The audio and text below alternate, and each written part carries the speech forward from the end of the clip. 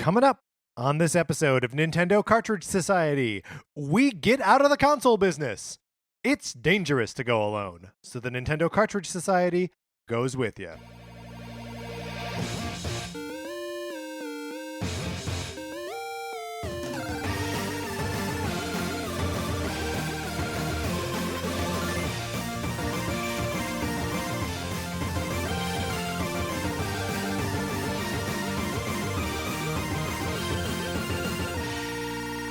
Welcome to Nintendo Cartridge Society. My name is Patrick Ellers. I am joined, as always, by my co-host, Mark Mitchell. We've got a good show for you today. We are going to be talking about the news from the week, including a quote from Nintendo President Shuntaro Furukawa taken totally out of context.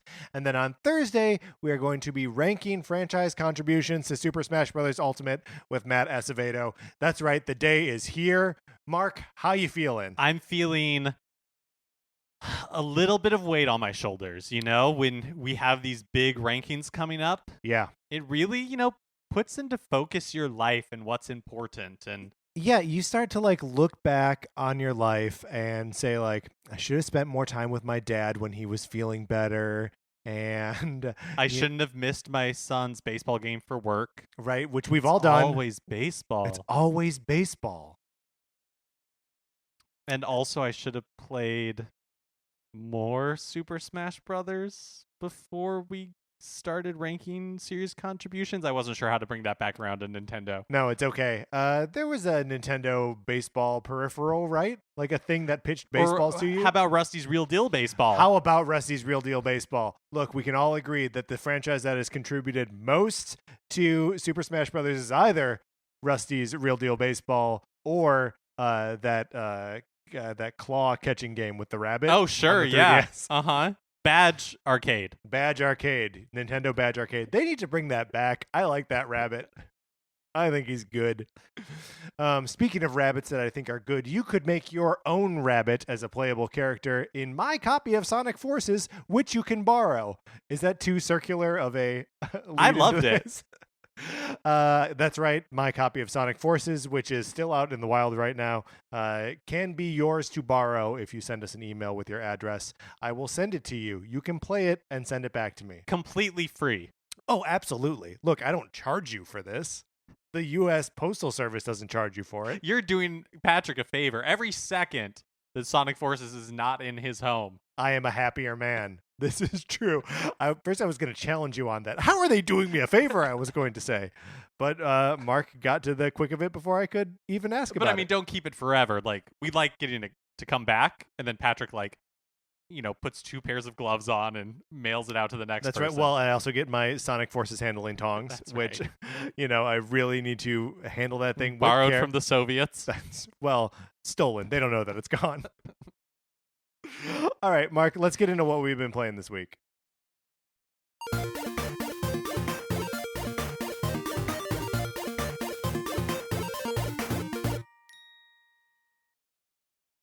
So I have not been playing too much Nintendo stuff because this weekend was the weekend that I dragged out the PlayStation VR and 2 things. Turned on Astrobot Rescue Mission, which is great and is as good as everyone says it is, and Tetris Effect, which is great and as good as everyone says it is. I think Eurogamer named Tetris Effect its Game of the Year.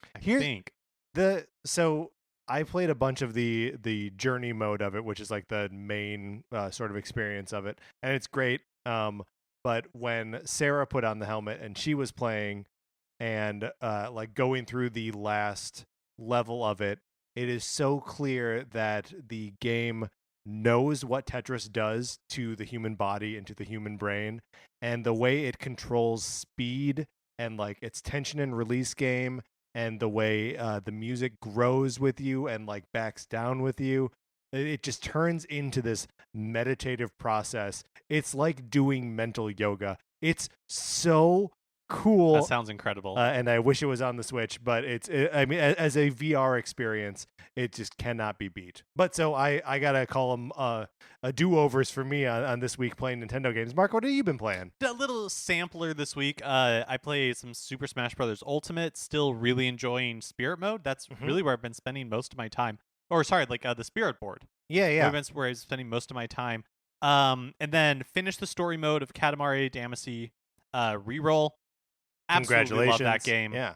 And then went back to Pokemon Let's Go and actually made some forward progress. I can't remember his name. It's like the Ninja Gym where he has a bunch of poison Pokemon. And now I'm on my way to I just went through these like ice cave things. I just blanked on the name. Seafoam Island. But yeah, so Pokemon Let's Go, it's been a while since I had played it, a few weeks. And I kind of forced myself to go back to it so I can keep making forward progress on it. And if I feel like if I don't do that occasionally, it's just going to slip away forever and I'll never finish it. Yeah. But once I went back to it, I was hooked. And like I put a number of hours, like 4 or 5 hours into it this weekend, all things told. So isn't that weird that like our brains will do that where we'll, like, for whatever reason we'll stop doing something. We know it'll be fun to do it again, but we like have to convince ourselves that we like having fun. Also, last time when I played, I stopped at a point where like I had made it through like route 20 or something like that, like a route that I if you get this number wrong, Mark. People are already banging at their keyboards.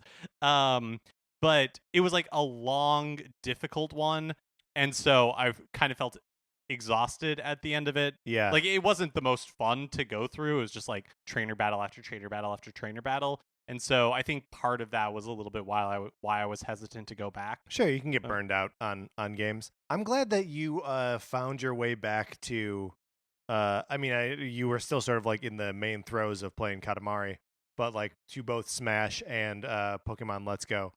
Obviously those games really did just come out like a month or less ago. But it's cool to like keep going back to those wells because they're deep wells. Those are both big games. Yeah, I mean, I still haven't unlocked every character for my Smash roster.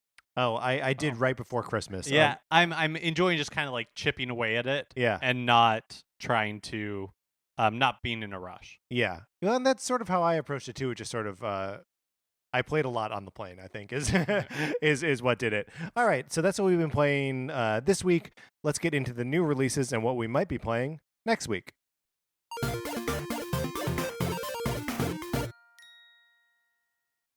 Kind of a quieter week for new releases on ish. There are 2 big Nintendo releases. That's true, but that's true. That's fair. On January 10th, before we get to that, Everything is releasing on the Switch eShop. I think you highlighted this one. I did. Here. Are you familiar with the game Everything? I'm not. So the game Everything, you start controlling. It is very like Katamari-y in this regard, that you get to control anything in the universe. So like you start as being like a small speck of dust, and as soon as you like encounter a different object, you can take control of it. So there's some sort of like size differential there, but you get control of an ant, then you become a spider, then you become mouse, whatever. I feel like I just jumped scale there, but until you are enormous like quasars traversing the universe.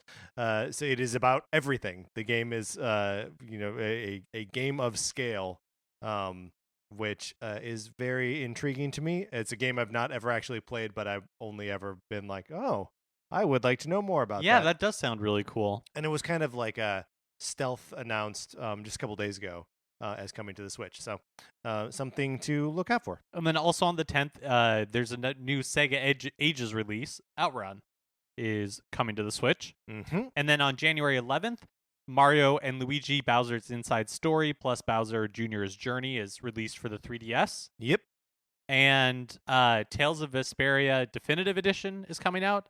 And then, of course, New Super Mario Bros. U Deluxe is also being released on Friday. Yeah, that's 2. I mean, they're both remakes, obviously. Or re-releases. I guess. What are we counting Mario Deluxe as? Yeah, I think a re-release is fair. Is probably right.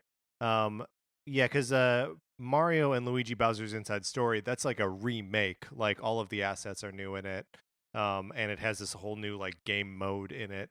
But But yeah, it's weird that Nintendo's dropping both of those on the same day right here at the beginning of the year. It feels to me now that we're almost 2 years into the Switch, and we've seen the 3DS.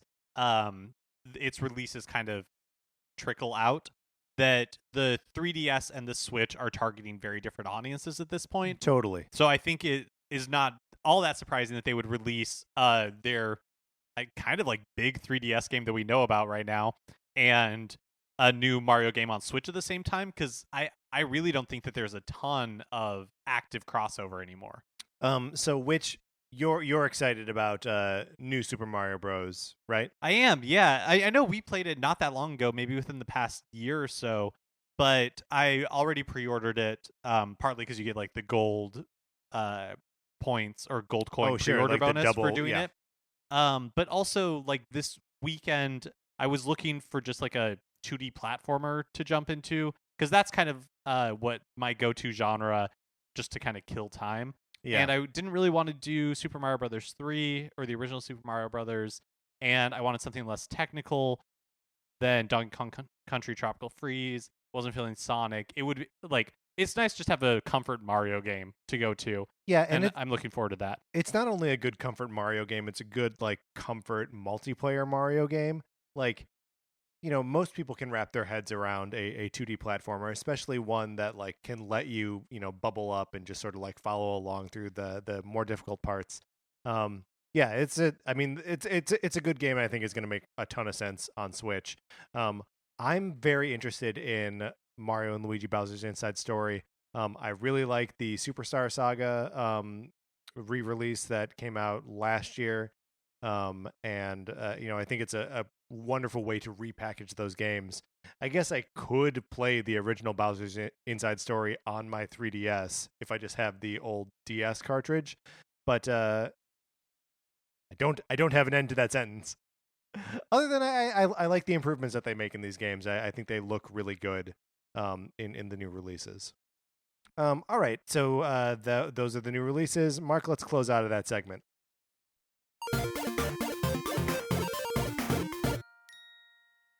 And now it's time for a regular segment on our show. It's time for 433.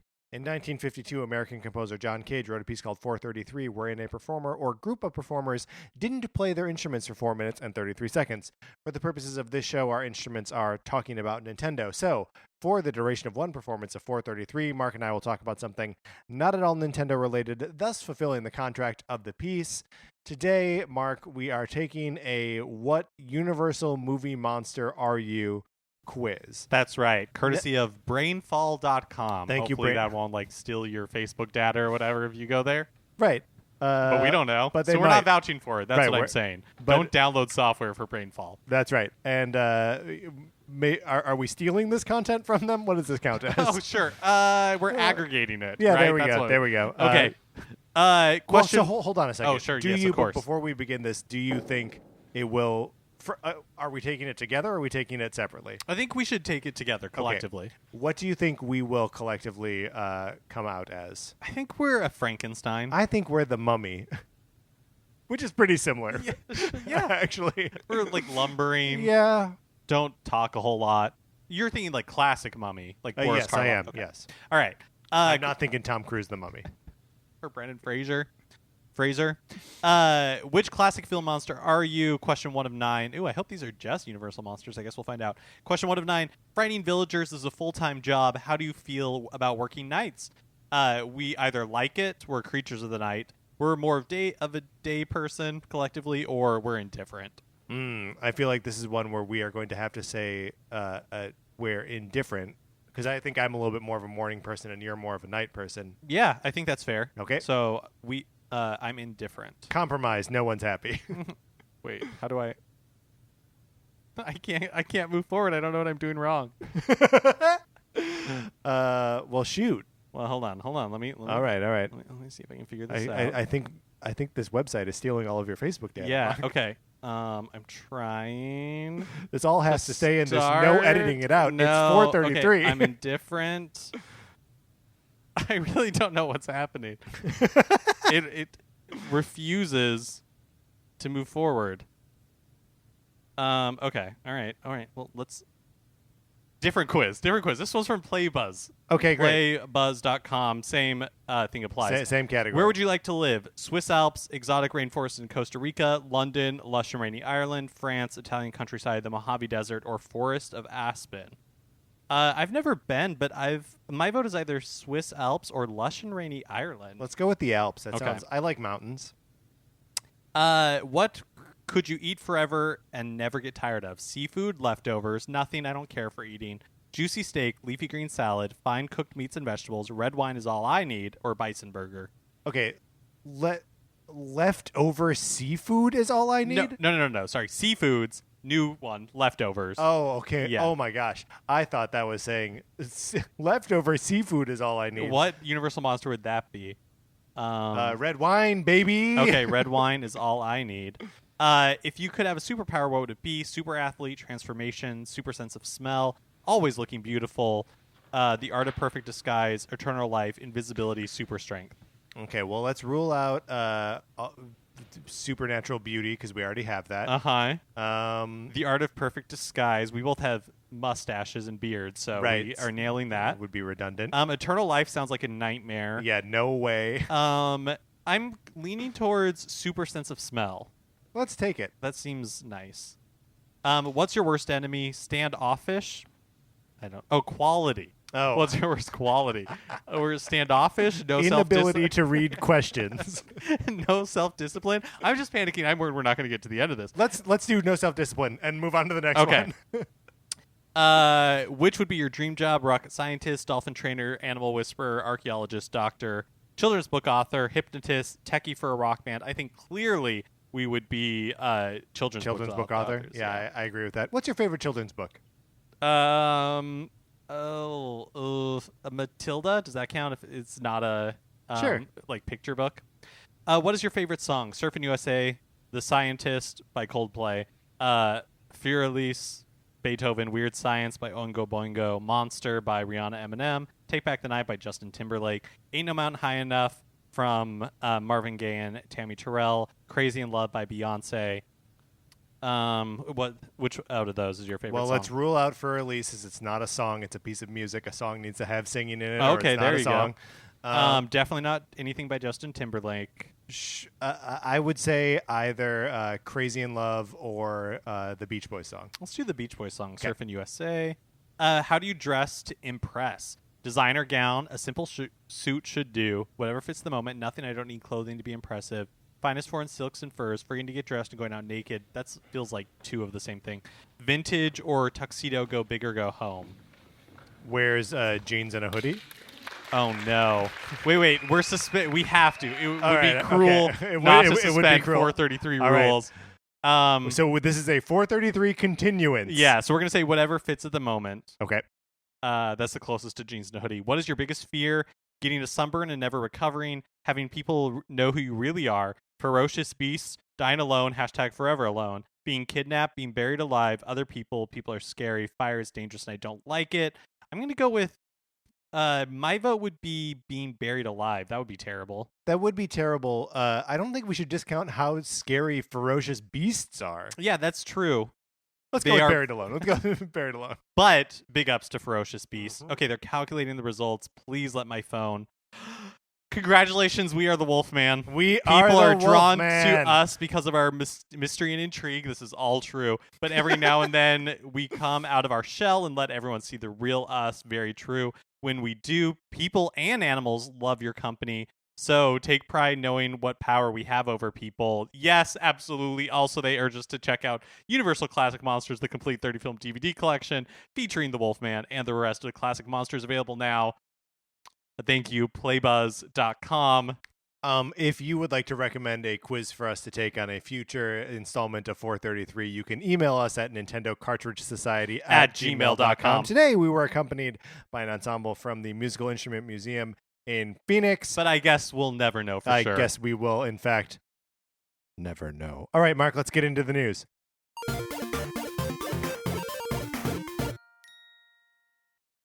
Headcanon, the studio behind 2017's Sonic Mania, shared a video on their YouTube channel today showing off a demo for an abandoned Darkwing Duck game that they had pitched to Capcom. who had previously released 2 Darkwing Duck games on NES and Game Boy. The original NES game is available on the Disney Afternoon Collection, which has still not come to Switch, stupidly. That's insanity, right? I think it just happened too early in the Switch's life, and Yeah. while I'm hoping it was a successful enough for Capcom, I don't think it was such a success that people are still talking about it or thinking about it. It's also, for as much as whether there's a new Darkwing Duck game would partially be a Capcom decision, that's got to be a Disney decision. Yeah, right? and at this point, I don't feel like Disney's all that interested in Darkwing Duck. They Well, haven't found. What do you mean? They haven't found a way to turn it into a live action / computer generated remake.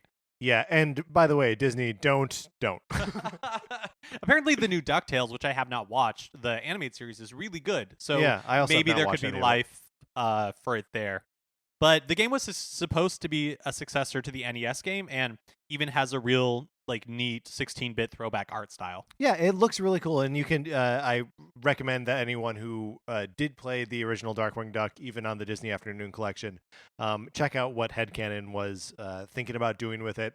They were going to get the original voice actors and tell a story that takes place between the end of the animated series and the movie that came after. Oh, that's fun.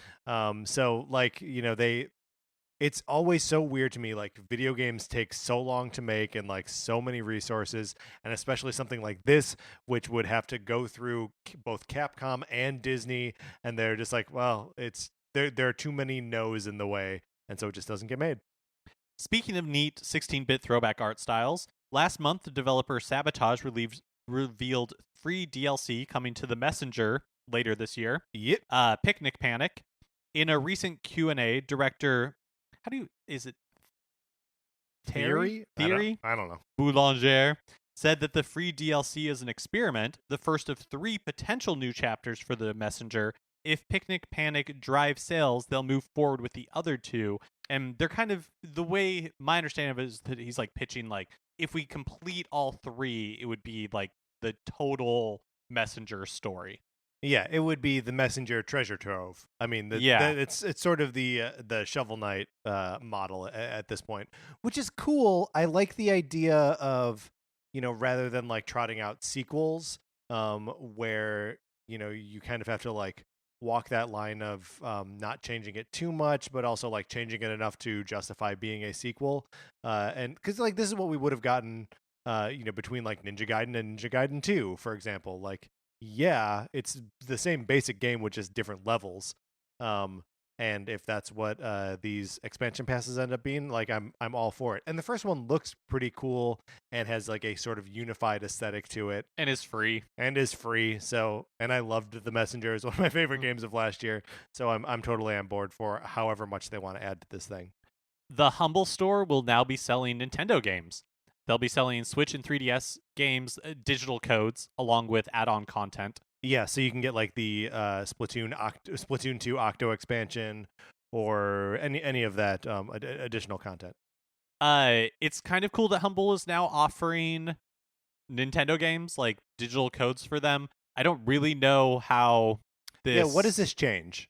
I guess it's just another avenue to get digital codes from. I guess the only thing, the only way it could change or be of benefit to us is if Nintendo games start to be included in Humble bundles. But there's no reason to suspect that. Nintendo is immune to so many price drops, and most games when they're out for 3 years, end up getting down to $8 at a GameStop or whatever, but not Nintendo games. So I would suspect that they would be immune from that in that form as well. Yeah. I don't know. Does the Humble Store do sales? I don't know. Yeah, I don't know. Now that Super Smash Bros. Ultimate is out, all we have left to speculate about are the identities of the DLC characters. That's true. We had to give up a pastime, which was what characters will they announce for Super Smash Brothers? That's gone now. Yeah, it's its own industry. Yeah, that's right. We had to shut down a it whole sustains wing small economies of our office. We used to hire 13 people. Now it's down to just me and Mark. That was a tough day I'm when Smash came out and we had to start letting people go. I miss them all. I miss a couple of them.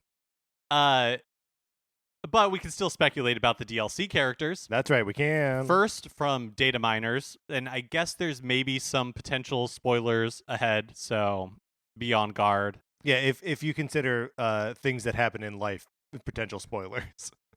Okay. First from data miners, the codenames for 3 DLC characters have been found in the game's most recent update. These codenames are Jack, Brave, and Paku. Paku is the Japanese name for the piranha plant, and Jack is presumably Persona 5's Joker. Mm-hmm. So that leaves us wondering who Brave refers to. Merida from the Pixar film Brave. No. Well, maybe. We don't actually know. The brave little toaster. The hero from the original Dragon Quest game is called I don't know how to say it. Yeah, I think Yusha. Yeah, in Japanese, which translate directly to Brave. Right. And that the hero from the original Dragon Quest is also like just sort of has for a long time been rumored to be one of the downloadable characters. So that's sort of the prevailing theory right now. And Dragon Quest is definitely maybe the big Japanese video game series of history that is not currently associated with Smash Brothers. Mm-hmm. Okay, so that's one. Second, a leak from 5channel, a presumed leak or a rumor, is that the remaining 4 characters are Erdrick from Dragon Quest, Steve from Minecraft, Ryu from Ninja Gaiden, and Doom Guy from Doom.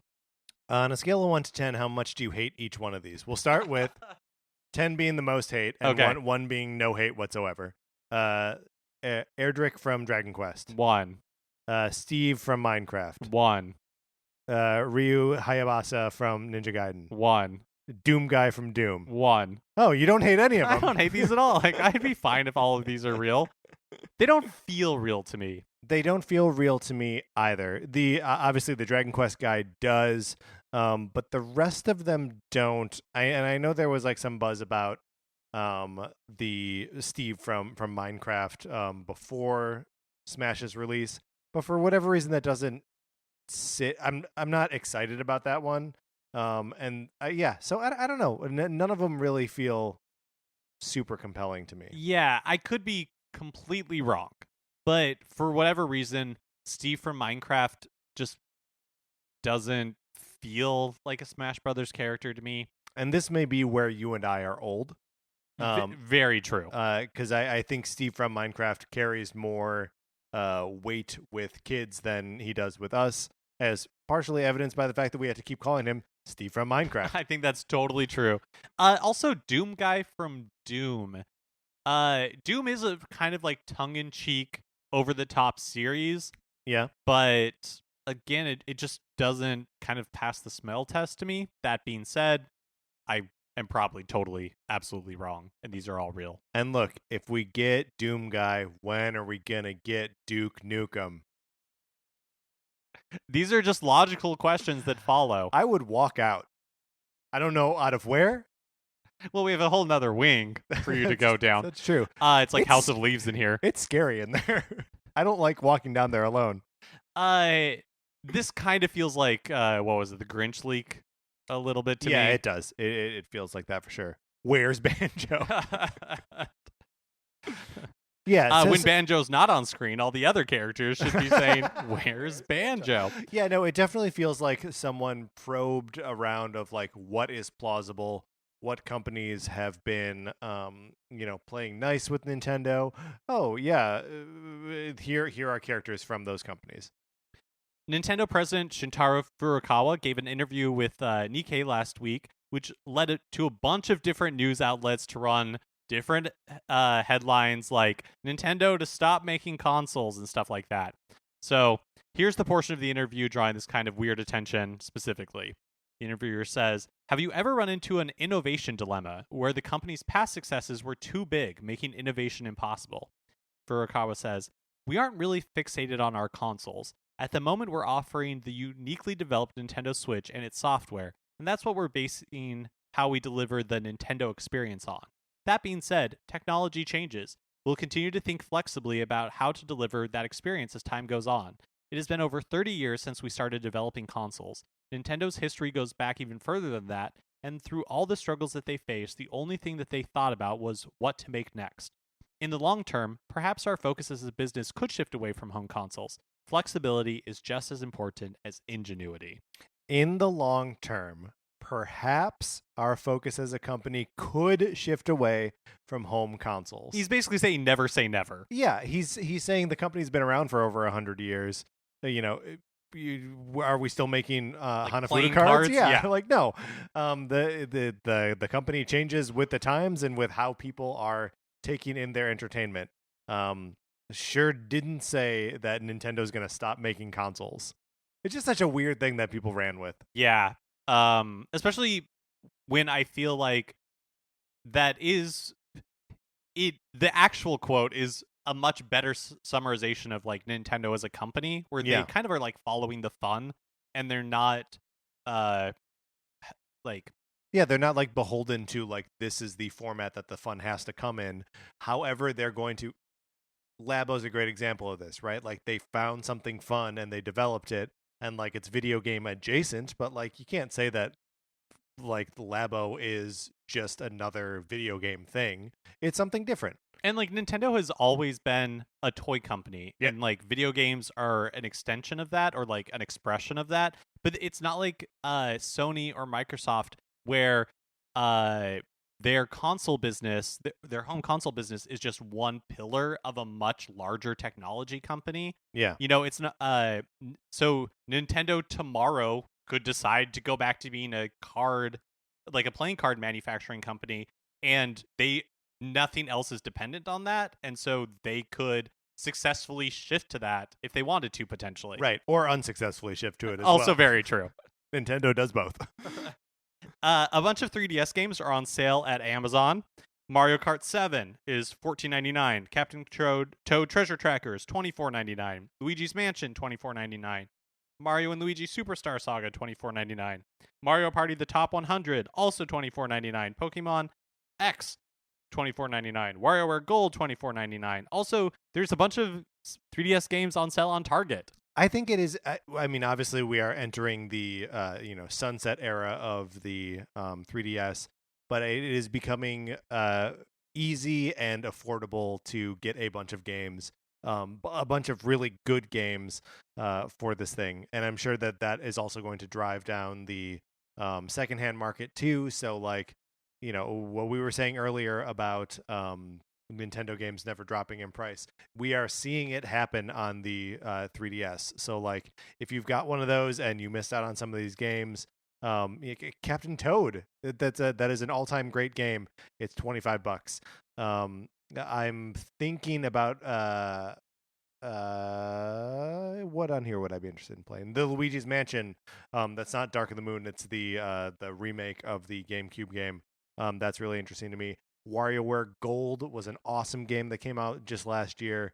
Like the best WarioWare game I think I've played. There's so much content in it, and now it's $25. Yeah, if you're like a gamer on a budget, yeah, because the Switch is still really expensive. Like $300 is a lot of money. Yeah, and if you're a gamer on a budget and you are looking to get into Nintendo games, or like the 3DS or the 2DS is an amazing system with an amazing library of games, and now is a great time to get into it. Yeah, I mean, or if you've got kids and you want something that they can play with, that is again giving them a bunch of different kinds of experiences for pretty cheap, and a system that's kind of indestructible. Yeah, I still think of my 3DS as something that I don't need to think about how I treat it. I'm still very careful with my Switch, and I baby it and I put it in its little case, and I love it. But man, that 3DS, you can just throw it anywhere and it's fine. The next news item here is something that I've inserted. I've been noticing that there are a couple of games that have announced different streams or streaming events for January 10th. So both Catherine Full Bodied Edition and Tales of Vesperia Definitive Edition have events on January 10th. There have been rumors of a Nintendo Direct around that time. And so it just I'm speculating all of these things together. The 10th is a Thursday, which is a pretty common day for the Nintendo Direct, and Nintendo usually does a big Direct in January. Does this mean maybe we're going to see Catherine Full Bodied Edition on Switch? Possible. Is this maybe just entirely a coincidence? Also possible. Mark, what are your thoughts on a possible Direct this week? I don't know. We might know about it, by the way, by the time this episode is released. That's true. Yeah. They might be announcing it right now as we record this. But I don't know. Is it weird for them to do one right before Super Mario Brothers U Deluxe if they don't plan on talking about Super Mario Brothers U Deluxe? Although I guess they could, even if it's just like in mention of like out tomorrow. Yeah, I don't know. I mean, I honestly I don't know what's weird for Nintendo anymore. It does seem like maybe you would want to just have those two Mario games come out and then like the next week start talking about what's coming up next. But like I think that the time is about right for a look at what Nintendo's 2019 actually looks like. Yeah, especially since this is the last year they're making video game consoles. So right. Well, that's one thing that we know for sure. And finally, as long as we're covering news that's not really news, the official website for New Super Mario Bros. U Deluxe indirectly debunks the idea of Bowsette. Oh, Bowsette. Mark, no. No, Mark. Bowsette, for those of you just joining us, blissfully unaware, is the fan canon result of Bowser putting on the Super Crown from New Super Mario Bros. U Deluxe and turning into a hot goth version of Peach. Popularized shortly after the announcement that Toadette puts on a crown and becomes Peachette, somehow turning Toadette into a princess. Perhaps Bowser could have suffer the same fate. And the internet went crazy, drew a lot of pictures of Bowsette, and we were all very happy for a time. But then Nintendo quietly shut that down. On the website, the description of the Super Crown reads, quote, "When Toadette finds one of these, she can transform into the super-powered Peachette. Sorry, Luigi, only Toadette can use this item." Now, sorry, Luigi? Now, this is just Nintendo, like, accomplishing something and sidestepping it at the same time, right? Yeah, absolutely. Because if they had said, "Sorry, Bowser," winky face emoji, that would have been just too saucy. No, but like it also just gives them an opportunity to dump on Luigi a little bit, which is everyone's favorite pastime. Yeah, I mean, he had it coming, I'm sure. All right, Mark, let's get out of the news.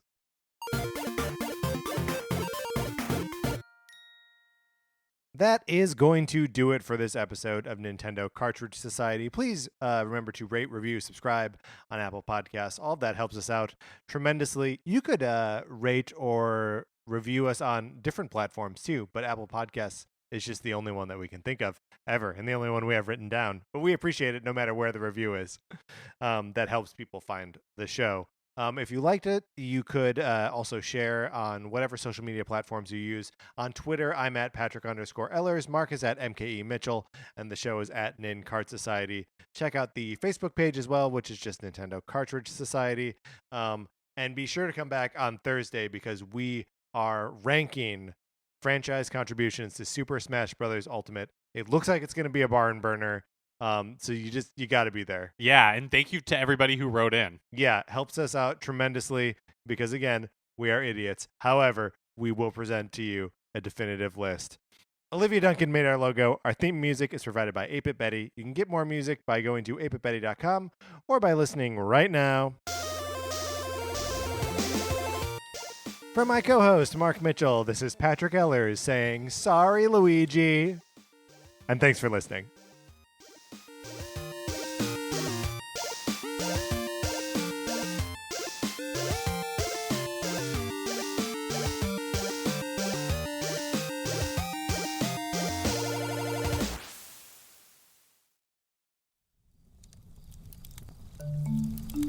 Campfire.